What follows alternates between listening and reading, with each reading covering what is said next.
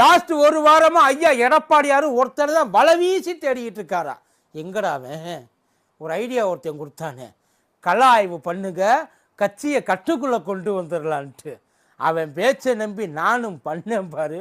நான் 2026 கட்சியை எப்படி ஜெயிக்க வைக்கலாம் அப்படின்றதுக்காக ஐடியா கேட்டேன்.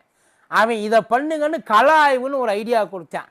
அவன் கொடுத்ததுக்கு அப்புறமும் நான் போட்டதுக்கு அப்புறமும் தான் தெரிஞ்சது அவன் கட்சியை ஜெயிக்க வைக்கிறதுக்காக ஐடியா கொடுக்கல, 2026 கட்சியை களைச்சி விடுறதுக்காக ஒரு ஐடியா கொடுத்துருக்கா.